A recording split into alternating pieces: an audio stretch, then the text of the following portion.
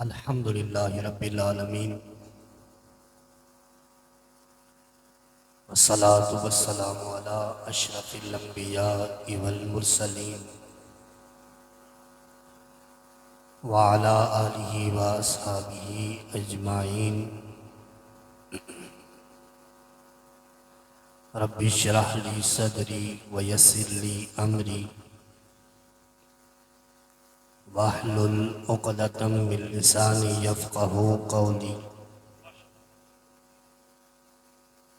الحمد للہ ذی المجد والعلا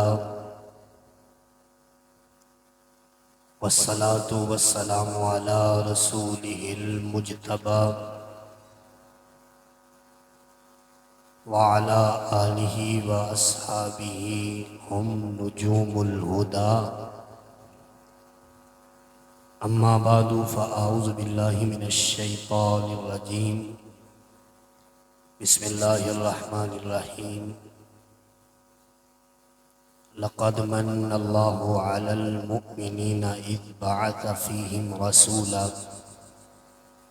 صدق اللہ مولانا العظیم وصدق رسولہ النبی الکریم الامین ان اللہ وملائکتہ یصلون علی النبی یا ایہا الذین آمنوا صلوا علیہ وسلموا تسلیما الصلاة والسلام علیک یا سیدی یا رسول اللہ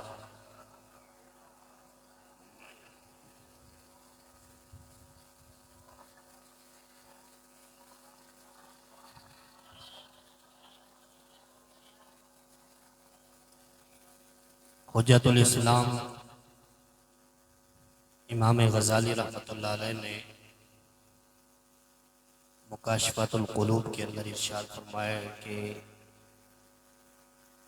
سید عالم نور مجسم شفیع معظم صلی اللہ علیہ وآلہ وسلم کی خدمت میں ایک مرتبہ حضرت جبریل امین حاضر ہوئے اور آ کے عرض کرنے لگے یا سیدی یا رسول اللہ صلی اللہ علیہ وسلم اللہ کا ایک فرشتہ ہے اور اللہ کو بڑا وہ پیارا ہے یا رسول اللہ اس کی زندگی کا ایک ماجرا ہے وہ بڑا پیارا ہے اللہ کو اس سے بڑا پیار ہے بڑا مقرب ہے بڑی اس کی شان ہے جبریل کیا شان ہے یا رسول اللہ صلی اللہ علیہ وسلم اللہ نے اس کو یہ پروٹوکول دیا ہے کہ جب وہ اپنے تخت پر بیٹھتا ہے تو 70,000 فرشتے اس کی خدمت کے لیے مقرر کیے جاتے ہیں جبریل اور کیا شان ہے یا رسول اللہ ایک شان اس کی یہ ہے کہ جب بھی وہ سانس لیتا ہے ہر سانس سے اللہ تعالیٰ ایک فرشتہ پیدا کرتا ہے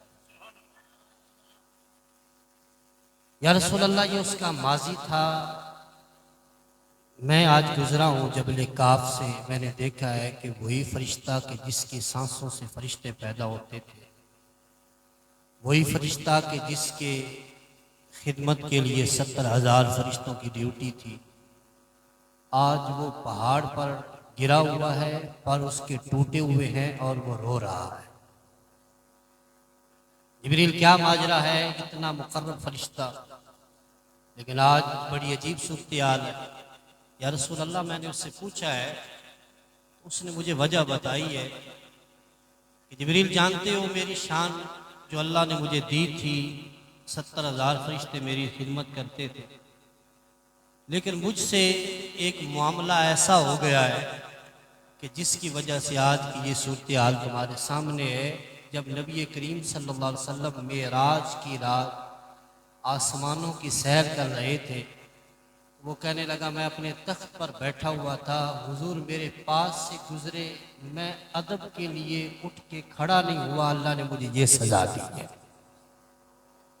پر بھی ٹوٹ گئے اور بات کرنے والا کوئی عام بندہ نہیں حجت الاسلام امام غزالی پر بھی ٹوٹ گئے خدمتیں بھی ساری واپس لے لی گئی جبریل تمہیں اللہ نے بڑا پیارا رکھا ہوا ہے تم جا کے میری بات کرو محبوب میں نے رب سے بات کی ہے اللہ تعالیٰ نے فرمایا ٹھیک ہے سارا کچھ واپس ہو جائے گا معافی بھی مل جائے گی اسے کہو کہ صلی علی محمد صلی اللہ علیہ وسلم میرے نبی پر ایک مرتبہ درود پڑھے میں سارا کچھ معاف کر کے ساری خدمتیں واپس کر دوں گا یا رسول اللہ اس نے آپ کی ذات پر درود پڑھا ہے، محبوب پر بھی لوٹا دیے گئے ہیں، فرشتوں کی خدمتیں بھی لوٹا دی گئی ہیں، سارا کچھ ہی رب نے واپس فرما دیا۔ سنی اپنے عقیدے پر ناز کرے، سنی اپنے وقت پر ناز کرے کہ تجھے تیری ماں نے گٹی میں ہی درود شریف دیا ہے۔ ہم کو دلیلیں نہیں ڈھونڈتے درود پڑھنا چاہیے یا نہیں پڑھنا چاہیے، ہمارا بچہ جب بولتا ہے تو منہ سے درود ہی نکالتا ہے۔ عقیدت سے ایک مرتبہ پڑھے ذرا، الصلاۃ والسلام علیک یا سیدی۔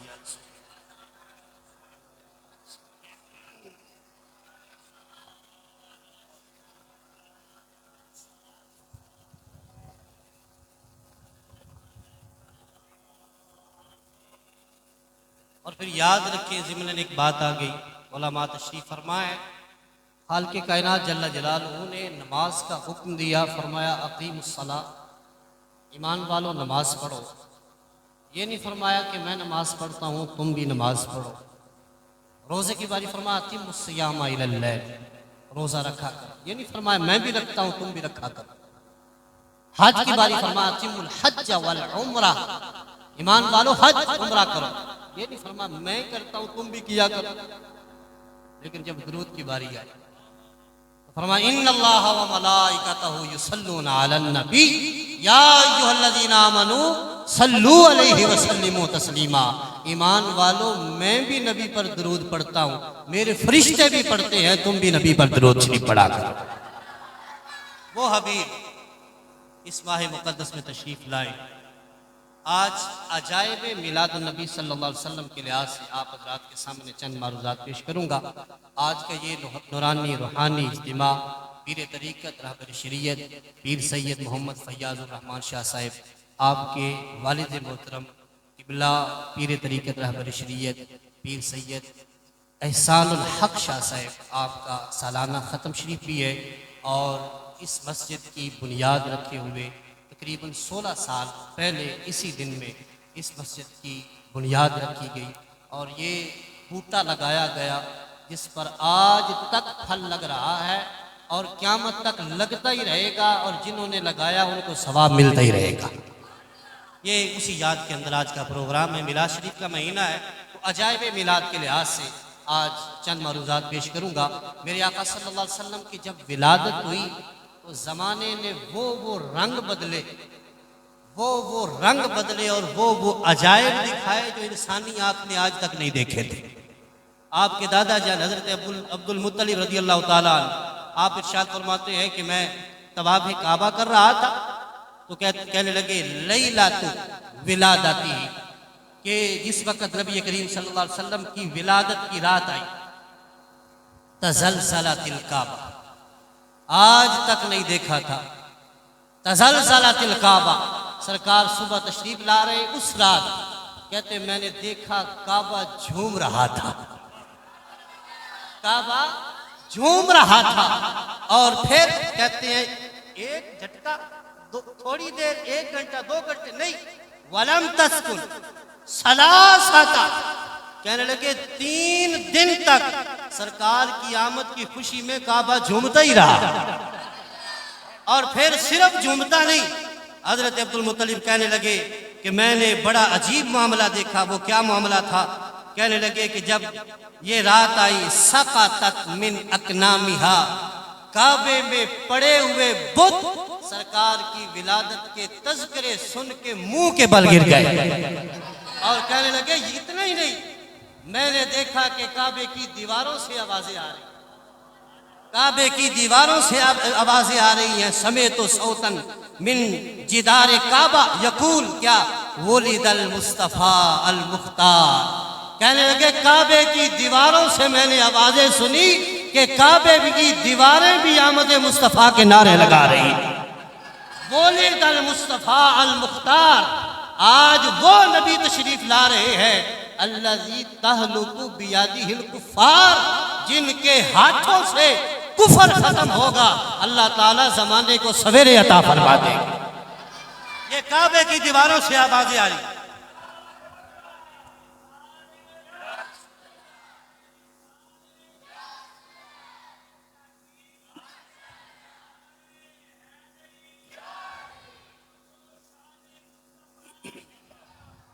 یہ کعبے کی دیواروں کی آوازیں. حضرت جناب عبد المطلب رضی اللہ تعالیٰ عنہ فرماتے ہیں اور پھر ایک لطیف بندے نے بڑا لطیف نکتہ لکھا ہے اور میرا دل کہتا ہے کہ وہ لطیف نکتہ آپ لطیف لوگوں کو سناؤ تو آپ بھی لطف سے جھومنا شروع ہو جائیں.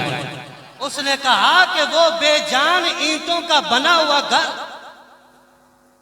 اینٹوں اور گارے کا بنا ہوا گھر، وہ حضور کی ولادت کی خوشی میں جھومے، رب اس کو بتوں سے پاک کر دے تو حضور کا غلام ہو کے ولادت میں جھومے تو اللہ تعالیٰ تجھے بھی گناہوں سے معاف فرما دے.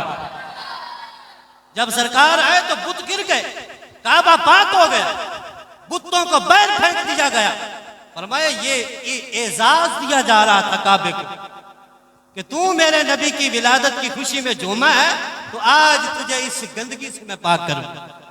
فرمایا کعبے کو گندگی سے پاک کر دیا گیا اس وجہ سے کہ اس نے آمد مصطفیٰ کی خوشی میں جھومنا شروع کیا. فرمایا غلاموں تم بھی جھوما کرو، اللہ گناہوں سے پاک فرما دے گا. اور اس کے ساتھ ساتھ جس طرح قبلہ شاہ صاحب نے اشارہ بھی کیا، میں اور آپ میلاد منا رہے ہیں سرکار کی آمد کے 1400 سال بعد، لیکن میں آج تجھے وہ میلاد سنانے لگا ہوں کہ حضور ابھی آئے نہیں، ابھی تشریف لائے نہیں. 1 سال 2 سال 3 سال پہلے 4 سال پہلے نہیں بلکہ 1000 سال پہلے سرکار کی آمد کے تذکرے بھی ہوئے اور آمد کی خوشی میں لنگر بھی بانٹا گیا اور خرچے بھی کیے گئے. عمدۃ القاری کے اندر یہ کتاب میرے پاس موجود ہے، شرح بخاری شریف ہے. اس کے اندر حضرت طبہ کا واقعہ جس طرح شاہ صاحب نے اشارہ فرمایا میں وہ تفصیل کے ساتھ آپ حضرات کی خدمت میں رکھنا چاہتا ہوں. حضرت طبہ 1000 سال پہلے ایک بادشاہ کا نام ہے اور ان کا طریقہ یہ تھا کہ وہ ملکوں کی سیر کرتے، کسی ملک میں جاتے، وہاں ڈیرا لگاتے، چند دن رہتے، پھر اگلے ملک کی طرف سفر کر لیتے. اور پھر وہ بندہ کوئی عام سا بندہ نہیں تھا، بڑا سیاںا بندہ تھا، بڑا سیاںا بندہ. اور سیاںا وہی ہوتا ہے جس کو علماء سے پیار ہوتا ہے. مولویاں تو دور نسل والے سیانے نہیں ہوتے، علماء سے دور بھاگنے والے سیانے نہیں ہوتے. حضور نے ارشاد فرمایا قرب قیامت اللہ تعالیٰ لوگوں پر عذاب مسلط کرے گا، کس صورت میں؟ فرمایا ظالم حکمران ان پر چھوڑے گا. یا رسول اللہ گناہ کیا ہوگا؟ فرمایا گناہ ان کا یہ ہوگا کہ وہ علماء سے دور بھاگے گا، علمی مجالس سے وہ دور بھاگے گا.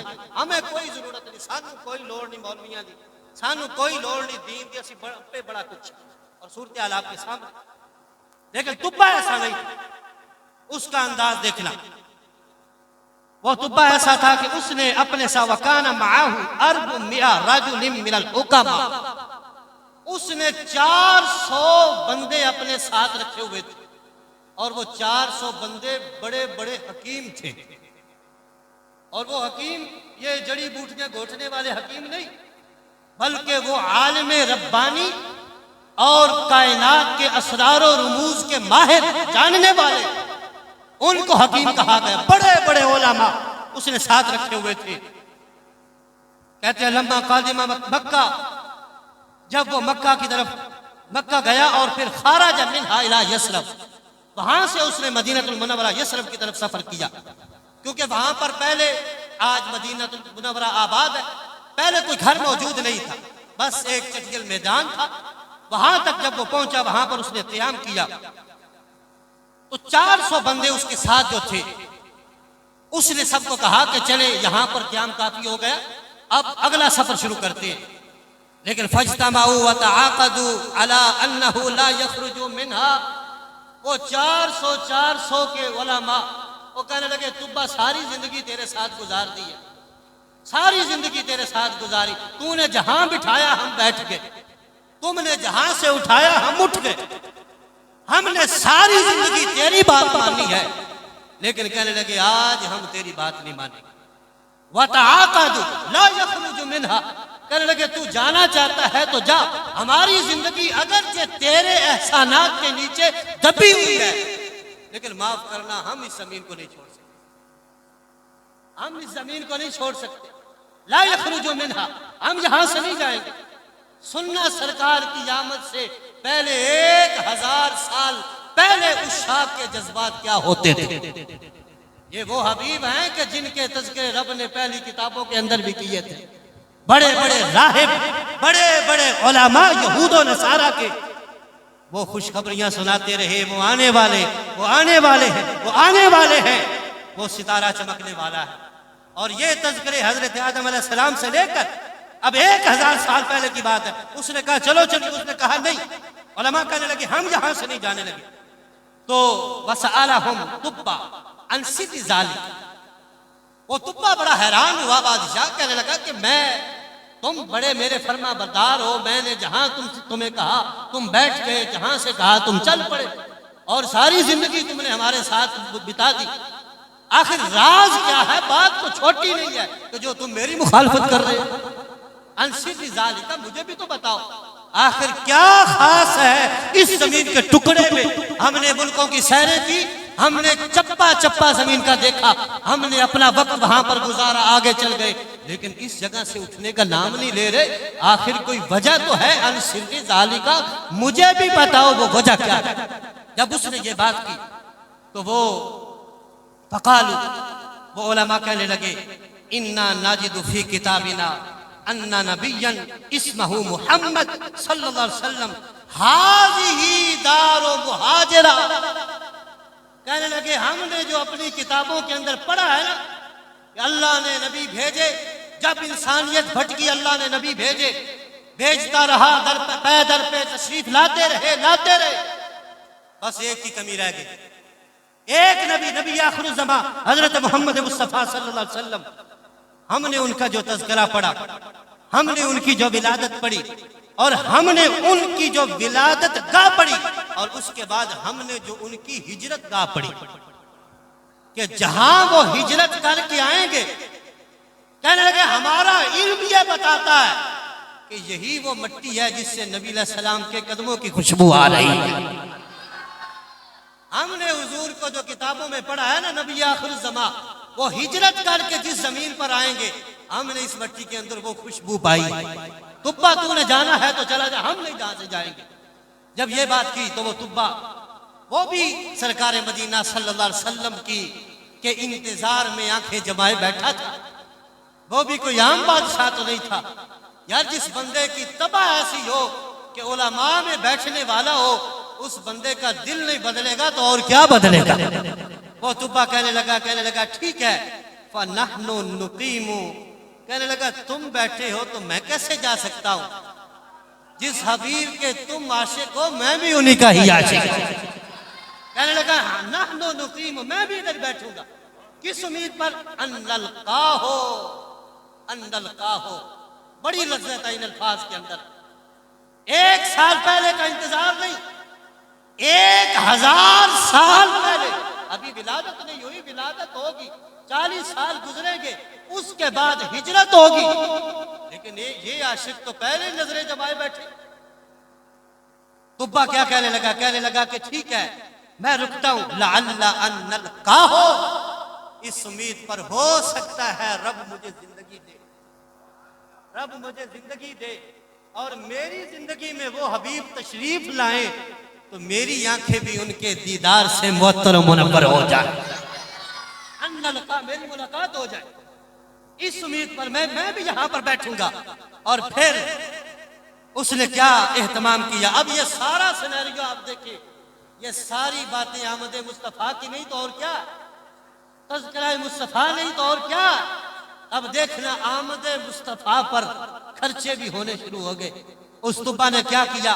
وَاشْتَرَى لَهُ جَارِيَةً، اس نے سب کے لیے کیا کیا؟ بنا لِكُلِّ وَاحِدٍ مِّنْ أُولَٰئِكَ دَارًا، وہ 400 کے 400 بندوں کے لیے طبہ نے اپنے خزانے لٹا دی۔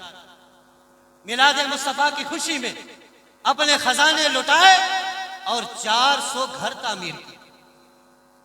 400 گھر، یہ وہ عاشق ہیں جو سرکار کی آمد کا انتظار کر رہے ہیں۔ 400 گھر تعمیر کیے گئے اور پھر وَاشْتَرَى لَهُ جَارِيَةً، ہر ایک کے لیے ایک لونڈی خریدی۔ میرے شیخ کامل حضور سیدی کنز العلماء ڈاکٹر محمد اشرف آصف جلالی حافظہ اللہ، آپ فرمایا کرتے تھے یہ وہ علماء تھے کہ جو دنیا سے اتنے بے رغبت تھے، اتنے بے رغبت تھے، ان کا صرف یہ تھا پڑھنا تھا، پڑھانا تھا، آگے لوگوں تک پہنچانا تھا۔ وہ دنیا سے ایسے بے رغبت تھے کہ آج تک انہوں نے شادی بھی نہیں کی۔ وہ 400 کے 400 کما رہے تھے، تو طبا نے کیا کیا؟ وَاشْتَرَىٰ لَهُ جَارِيَّةً، پہلے گھر بنائے، پھر لونڈیاں خریدی، وَزَوَّجَهَا مِنْهَا، اور 400 کی 400 کے ساتھ شادیاں کی۔ کسی نے پوچھا طبا انتظار، پہلے بھی اتنی زندگی گزر گئی، اب بھی آگے گزر جائے گی انتظار میں؟ تو طبا نے کہا تمہاری شادیاں اس لیے کر رہا ہوں، تم شادیاں کرو، بچے پیدا ہو، تمہاری زندگی کی کیا خبر؟ حبیب تشریف لائیں، کوئی طالع البدر کہنے والا بھی تو پیدا ہونا چاہیے۔ وَاشْتَرَىٰ لَهُ جَارِيَّةً، لونڈیاں خریدی، شادیاں کی۔ وہ حبیب پیارا تو عمر بھر کرے فیض و جودی سر بسر، ارے تجھ کو کھائے تپے شکر، تیرے دل میں کس سے بخار ہے؟ تو دیکھوں پر پریشان ہے، تو جھنڈیوں پر پریشان ہے، تو بتیوں پر پریشان ہے کہ یہ خرچہ ہو گیا۔ یہ تو سرکار کی آمد کے بعد کے خرچے، ذرا دیکھ آمد سے پہلے 1000 سال پہلے کے خرچے، گھر بنائے جا رہے، شادیاں کی جا رہی ہیں، اور کی کس وجہ سے؟ ان نلقاہو، ہم زندگی گزاریں گے، ہو سکتا ہے ہماری زندگی میں ہی وہ حبیب تشریف لائیں اور ہماری آنکھیں ان کا دیدار کر سکیں۔ اس کے بعد اس طبا نے صرف اتنا ہی نہیں، وَأَعْطَاهُ مَالًا جَزِيلًا، گھر بنائے، شادیاں کی، اور پھر ہر ایک کو علیحدہ علیحدہ مال بھی دیا کہ یہ لو گھر بنا دیا، اب گھر بساؤ، کھانے کی چیزیں، پینے کی چیزیں، مالً جزیلا، بہت زیادہ مال دیا، سب کو دیا۔ اور پھر وَكِتَابًا فِيهِ إِسْلَامُ، پھر طبا نے ایک خط لکھا، اور اس خط کا مضمون پڑھو گے تو دل اشک اٹھے گا کہ میرے نبی علیہ السلام کی ذات وہ ہے کہ جن کے عاشق ان کے آنے کے بعد ہی نہیں بلکہ 1000 سال پہلے بھی اس روئے زمین پر گزر چکے ہیں۔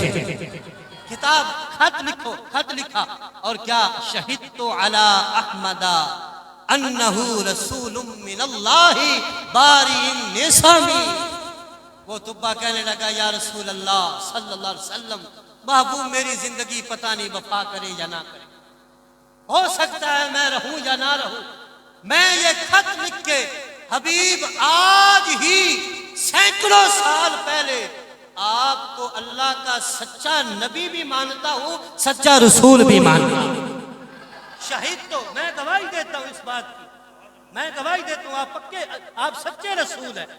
اور پھر یہاں تک نہیں، کہنے لگے کہ وَخَتَمَهُ بِالذَّهَبِ، وَخَتَمَهُ بِالذَّهَبِ، وہ خط لکھ کے طبا نے اوپر سونے کی مہر لگائی، سونے کی مہر۔ تو دیکھو سے پریشان ہے، وہ کہتا ہے گلی سج گئی، خرچہ باتوں خرچہ ہو گیا، اتنی فضول خرچی، تو جھنڈیوں سے، لائٹوں سے پریشان ہے۔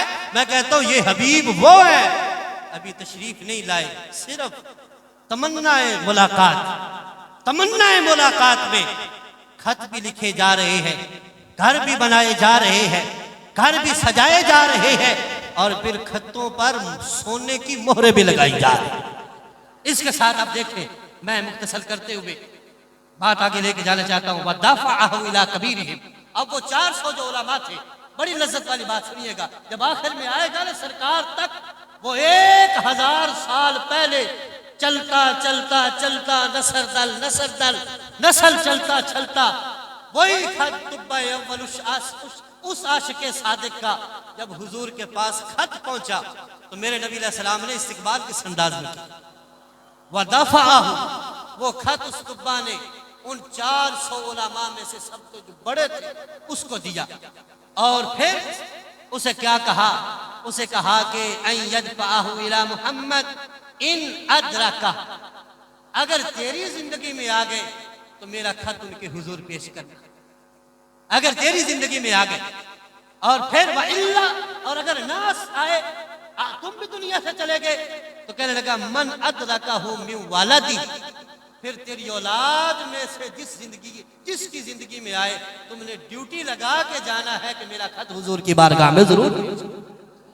اور پھر کیا لکھتے ہیں وَبَنَا لِلنَّبِيِّ دَارًا يَنزَلُهَا، سب کے لیے ایک ایک منزل گھر، 400 گھر اس عاشق صادق نے تعمیر کرائے، اور نبی علیہ السلام کے لیے 2 منزلہ گھر تعمیر کرائے۔ طبہ اول نے 1000 سال پہلے، جہاں پہلے مدینہ المنورہ، یہ مدینہ المنورہ کے پہلے لوگ ہیں، یہی پہلی آبادی ہے، اور انہی کی نسل آگے، اور وہ 2 منزلہ گھر بنائے، اور وہ بھی ایک حکیم کو دیا، عالم کو، اور اس سے بھی کہا کہ اس کی رکھوالی تم نے کرنی ہے، جب یہ اس کی حالت خراب ہو تم نے نئے سرے سے تعمیر کرنا ہے، یہ میرا مکان تحفہ اور یہ میرا خط نبی علیہ السلام تک تم نے ضرور پہنچانا ہے۔ علماء کہتے ہیں بات چلتی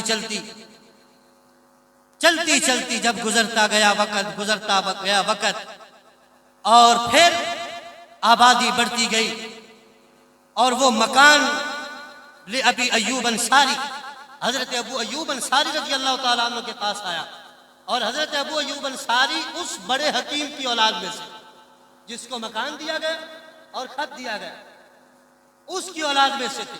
حضرت ابو ایوب انصاری ان کے پاس آیا، اور یہاں پر صاحب کتاب نے ایک بڑا لطیف نکتہ لکھا ہے، جو زیارت حرمین سے آئے ہیں، جو بارگاہ رسالت سے ہو کے آئے ہیں، جنہوں نے مدینہ المنورہ کے لوگوں کی طبع دیکھی ہے، وہ اس بات سے زیادہ لطف لیں گے، اور جو نہیں گئے لطف ان کو بھی آئے گا۔ دعا ہے اللہ تعالیٰ سب کو حاضری کی توفیق عطا فرمائے۔ ہمارے شاہ صاحب ابھی پچھلے دن ہو کے آئے ہیں، وہ کہنے لگے کہ یہ جو لوگ جاتے ہیں ان کو اس بات کا پتہ ہے کہ جو مدینہ المنورہ کے جو لوگ ہیں نا، مکہ المکرمہ کے لوگوں کی بنسبت ان کے لہجے کے اندر مٹھاس زیادہ ہے، وہ نرم دل زیادہ ہے، یعنی ان کی نسبت۔ ویسے تو مکہ المکرمہ میں رہنے والے بھی بڑے عظیم ہیں، لیکن مدینہ المنورہ میں رہنے والے لوگ وہ طبعی طور پر بڑے نرم ہیں۔ کس وجہ سے؟ کہنے لگے یہ ان 400 میلادیوں کی اولاد میں سے جو ہے، یہ 400 میلادیوں میں سے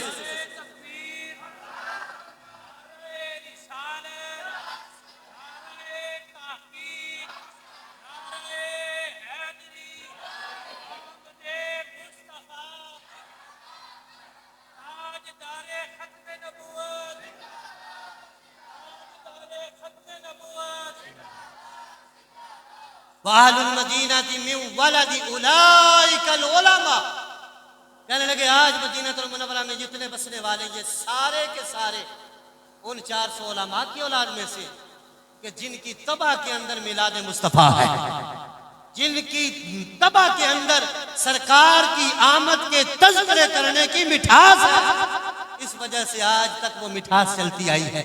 بہرحال سرکار مدینہ صلی اللہ علیہ وسلم، زمانہ گزرتا گیا، میرے آقا صلی اللہ علیہ وسلم دنیا میں تشریف لائے، مکہ المکرمہ کی حیات، پھر اس کے بعد ہجرت کر کے جب نبی علیہ السلام مدینہ المنورہ تشریف لائے، بڑی مزے کی بات ہے، دل کے کانوں سے سنیے گا اور اپنے عقیدے پر رشک کیجیے گا۔ قرآن و سنت میں سنی تیرا عقیدہ ملتا ہے، لفظ پر قرآن تیرا عقیدہ بیان کر رہا ہے، حدیث پر تو تیرا عقیدہ ملتا ہے۔ جس وقت میرے آقا صلی اللہ علیہ وسلم تشریف لائے اور اونٹنی حضرت ابو ایوب انصاری کے گھر کے سامنے بیٹھی، کیونکہ سارے عاشق یہی چاہتے تھے کہ حضور ہمارے مہمان بنے، ہر ایک کی تمنا یہ تھی کہ سرکار میرے گھر میں آئے، تشریف لائے، لیکن سرکار نے اپنی اونٹنی پر فیصلہ کیا، اور اونٹنی حضرت ابو ایوب انصاری رضی اللہ تعالیٰ عنہ کہ اس گھر کے سامنے بیٹھ گئی جو طبہ اول نے 1000 سال پہلے تعمیر کیا تھا۔ جب بیٹھی تو جبار بن صخر، حضرت جبار بن صخر رضی اللہ تعالیٰ عنہ عظیم صحابی ہے، انہوں نے کیا کیا؟ انہوں نے ینساخوہا فی رجلی، اونٹنی بیٹھی چونکہ سب کا عشق مچل رہا تھا کہ حضور میرے گھر تشریف لائیں، حضرت جبار بن صخر نے اپنے پاؤں کے ساتھ اونٹنی کو ہلکی سی ٹھوکر لگائی، ینساخوہا برجلی، جیسے جانور اٹھانے کے لیے ٹھوکر لگائی جاتی ہے اور جانور سمجھ جاتا ہے کہ مجھے اٹھانا چاہتے. جب یہ لگائی تو حضرت ابو ایوب انصاری نے دیکھ لی کہ میرے گھر کے سامنے بیٹھی ہوئی ہے اور جبار بن صخر اٹھانا چاہتا ہے. تو حضرت ابو ایوب انصاری رضی اللہ تعالیٰ عنہ آپ جلال میں آ گئے. فرمایا یا جبار ان منزلی تنسخ ہوا, میرے گھر کے سامنے ٹھوکریں مارتا پھرتا ہے, اونٹنی کو اٹھاتا ہے. تیرا عشق اپنی جگہ ہے لیکن میری طرف بھی تو دیکھ. ان منزلی ینسخ, میرے گھر کے سامنے سے اٹھا رہا ہے. اور پھر آگے کہنے لگے اما والذی بعثہ بالحق الا, کہنے لگے لولا الاسلام لضربتک بالسیف. تو نے یہ جو ٹھوکر اونٹنی کو لگائی ہے نا جبار, یہ تو نے میرے عشق کو لگائی, یوں تو نے میرے عشق کو لگائی. کہنے لگے لولا الاسلام, اگر مجھے تیرے اسلام کا حیا نہ ہوتا, اگر مجھے تیرے مسلمان ہونے کا حیا نہ ہوتا, تو مسلمان ہے اس وجہ سے میں حیا کر رہا ہوں, ورنہ تو جو میرے ساتھ کر رہا ہے میرے عشق کے ساتھ, میرا دل اتنا بے چین ہوا ہے.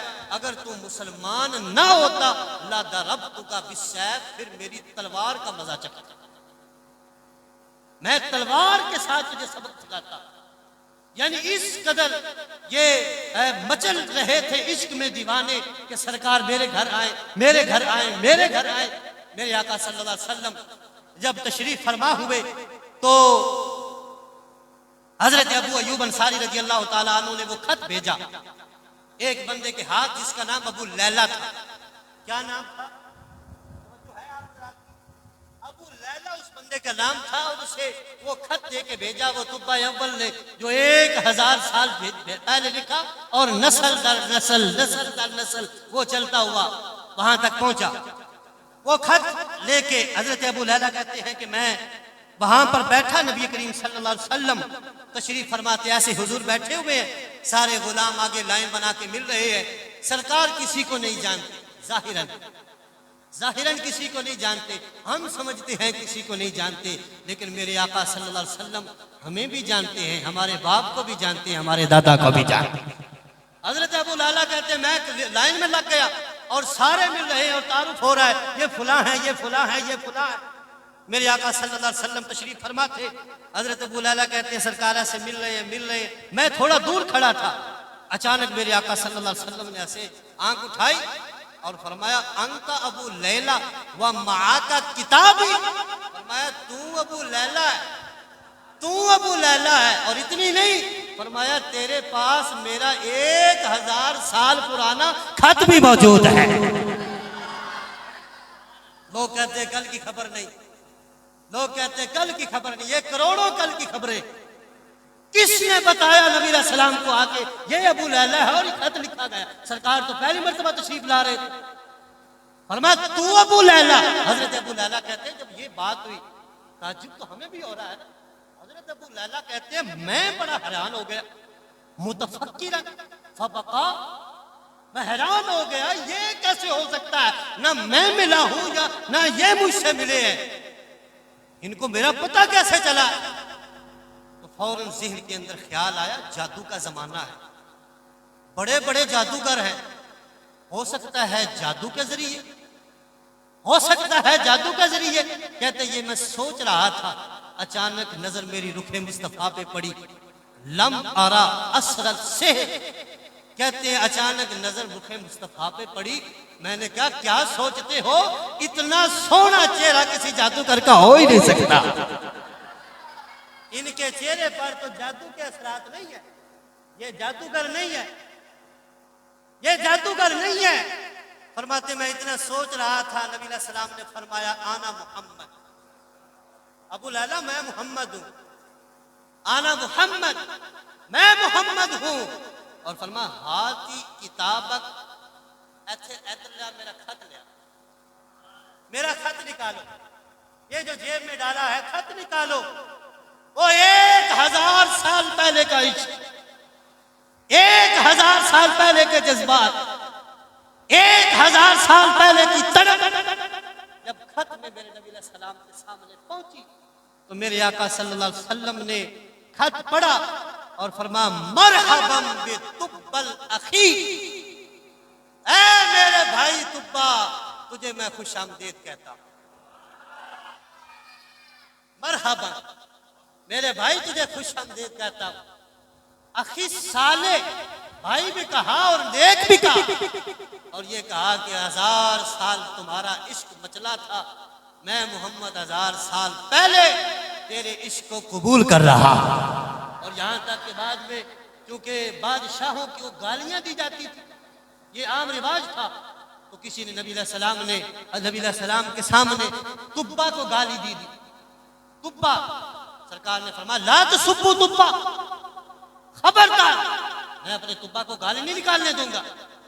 فرمایا وہ میرا سچا عاشق، وہ میرا سچا عاشق تھا۔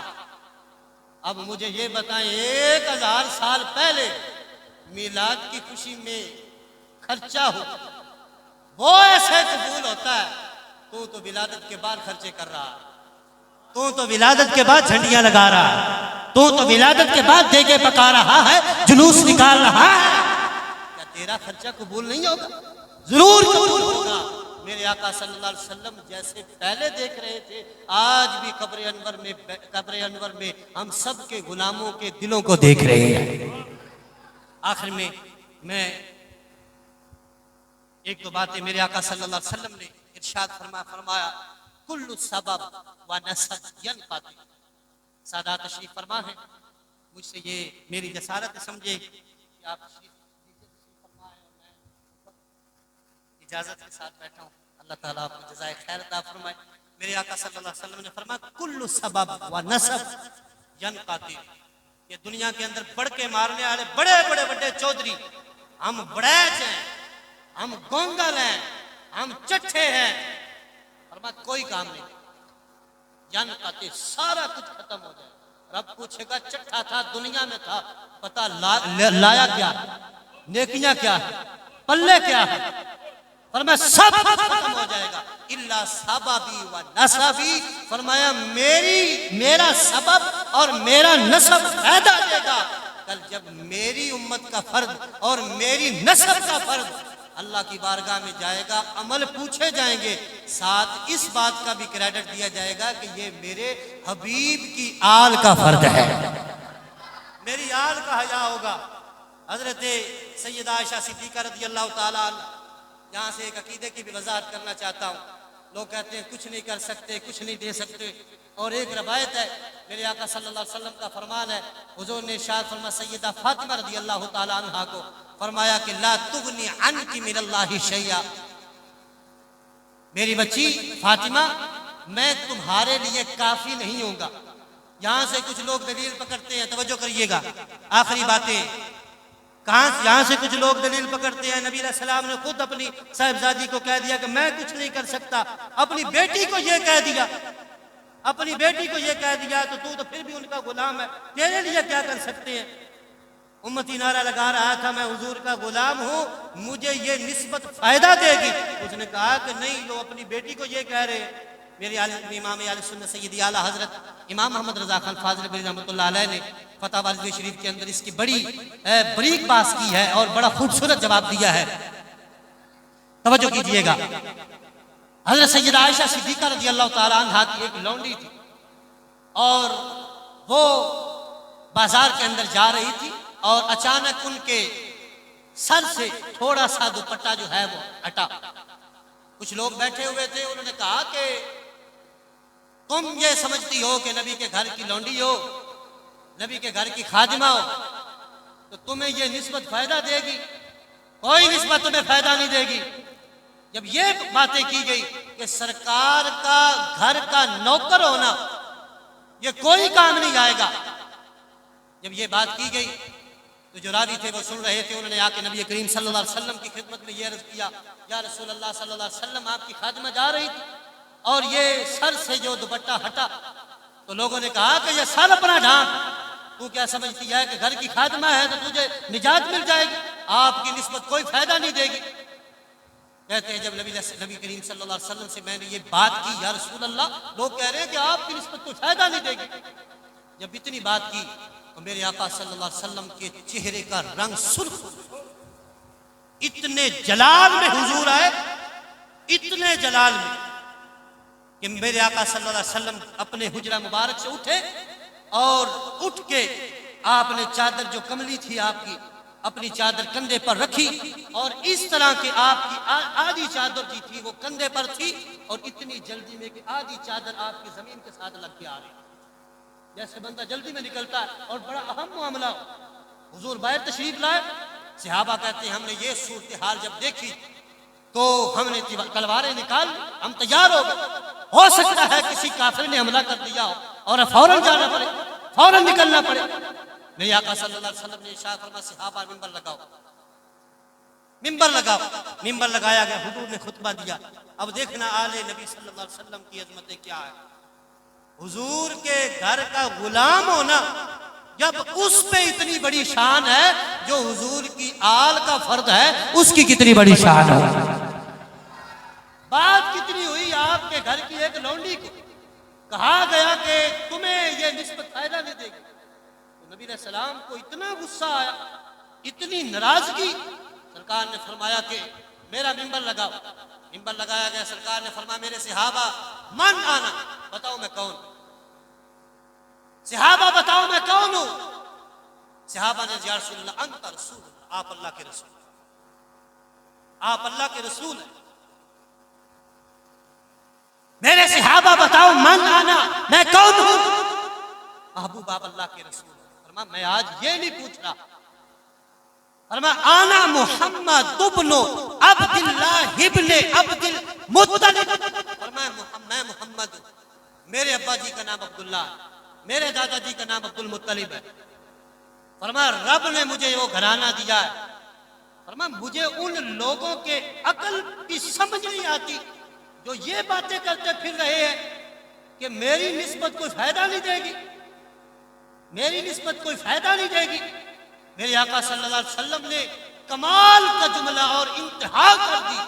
حضور نے ارشاد فرمایا یہ تو میرے گھر کی خادمہ ہے، یہ تو ڈائریکٹ میرے گھر کی خادمہ ہے جس کو ہر روز میرا دیدار مجسم ہوتا ہے۔ فرمایا میری برکت کہاں تک پہنچے گی، میری برکت، فرمایا میری برکت ہا اور حکم کو پہنچے گی۔ ہا اور حکم کیا؟ میرے آقا صلی اللہ علیہ وسلم کے قبیلے، آپ جس قبیلے سے تھے وہ قبیلہ، اس سے اوپر قبیلہ، اس سے اوپر قبیلہ، اس سے اوپر قبیلہ، اوپر جا کے جو قبیلے دور صدیاں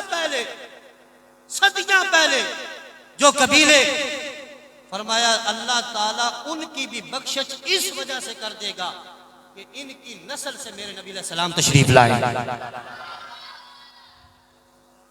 فرمایا میری نسبت کو فائدہ تھوڑا، یہ کہتے پھرتے ہیں کوئی فائدہ نہیں دے گا۔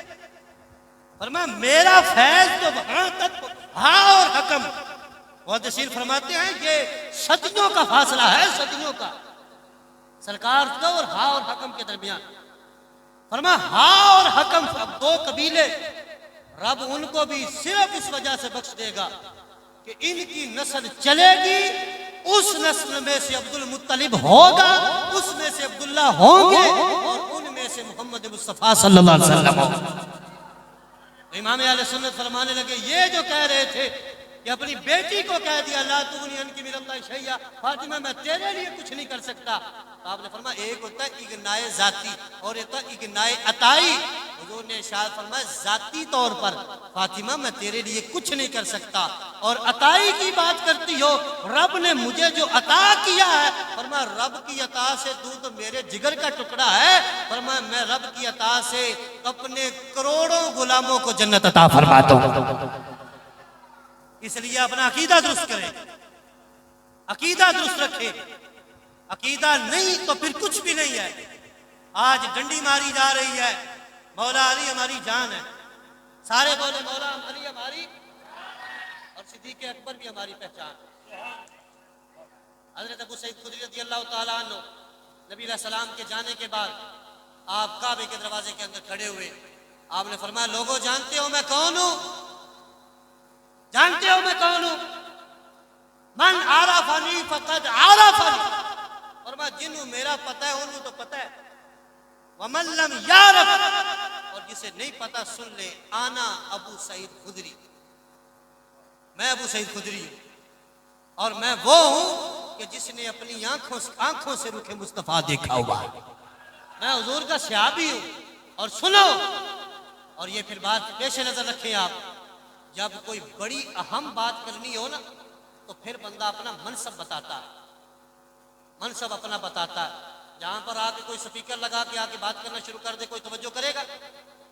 MNA کوئی ہو، کسی ایسی بستی میں جائے جس کو کوئی نہ جانتا ہو، وہاں پر جا کے وہ ڈبے سبے لگا کے بات کرنا شروع کر دے، کوئی توجہ نہیں کرے گا۔ لیکن جب وہ کہے گا کہ میں فلانا MNA ہوں، فلانا علاقہ میرے پاس ہے، اور میں فلاں ہوں، اب پتہ چلے گا کہ یہ بندہ بھی بڑا خاص ہے اور بات بھی بڑی خاص کرنے والا ہے۔ حضرت ابو سعید خدری نے فرمایا، میری ذات پہلے پہچان لو میں کون ہوں۔ میں نے صفا کے چبوترے پر بیٹھ کے نبی علیہ السلام سے ڈائریکٹ دین پڑھا ہے، اور سنو میں کیا کہہ رہا ہوں۔ فرمایا کل شیء اساس، ہر شے کی کوئی نہ کوئی اساس ہوتی ہے، بنیاد ہوتی ہے، جڑ ہوتی ہے، اور پنجابی میں نی ہوتی ہے۔ ہر مکان کی کوئی نہ کوئی نی ہوتی ہے، ایرا ہوتا ہے، اور ہر درخت کی کوئی نہ کوئی جڑ ہوتی ہے، اس کو کہتے ہیں اساس۔ فرمایا ہر چیز کی کوئی نہ کوئی اساس ہوتی ہے جس پر وہ قائم ہوتی ہے۔ ہماری مسجد اللہ کے فضل سے ماشاءاللہ 16 سال ہو گئے اس کو تعمیر کیے ہوئے، اور ابھی تک قائم ہے۔ اللہ کا فضل شامل حال ہے، لیکن ظاہری طور پر یہ اپنی بنیادوں کی وجہ سے قائم ہے۔ اگر بنیادیں نہ ہوتی تو قائم رہتی، ایک جڑ کی درخت کی جڑیں کاٹ دی جائے وہ قائم رہتی۔ فرمایا لکل شیء اساس، لکل شیء، ہر چیز کے لیے اساس ہے، بنیاد ہے۔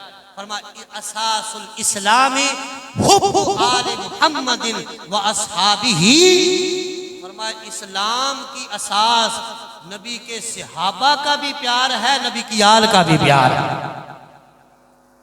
نبی کے صحابہ کا بھی پیار، نبی کی آل کا بھی پیار، دو پیار گنوائے، دو پیار۔ فرمایا ایمان مکمل رکھنا ہے، ایمان مضبوط رکھنا ہے، ایمان کی عمارت کو قائم رکھنا ہے، تو فرمایا ایمان کی جڑوں کے اندر صحابہ کا پیار ڈالو، اہل بیت کا پیار ڈالو، اور اگر صرف صحابہ ہیں اہل بیت نہیں، فرمایا پھر بھی کھوکھلا ایمان، اور صرف اہل بیت ہے صحابہ نہیں، پھر بھی کھوکھلا ایمان ہے۔ فرمایا ایمان کامل اسی کا ہے جس کی بنیادوں میں صحابہ کا بھی پیار ہے، اہل بیت کا بھی پیار ہے۔ اس لیے میرے بھائیوں، عقیدے کی حفاظت کے ساتھ ساتھ اس چیز کو بھی اہل ولادت مصطفیٰ صلی اللہ علیہ وسلم کے تذکرے کے ساتھ ساتھ عقیدے کی حفاظت یہ لازم اور ضروری ہے۔ آج کے اس پروگرام میں ہم اللہ تعالیٰ کی بارگاہ میں دعا گو ہیں، اللہ تعالیٰ حضرت پیر طریقت، پیر رہبر شریعت، پیر احسان الحق شاہ صاحب زیدہ شرفہ و حافظہ زیدہ شرفہ و رحمۃ اللہ علیہ، آپ پر کروڑوں رحمت نازل فرمائے، اور آج کے اس پروگرام کا ثواب ان کی روح کو پہنچائے، ان کی قبر کو روشن کرے۔ اللہ تعالیٰ ہم سب کو توفیق عطا فرمائے۔ وآخر دعوانا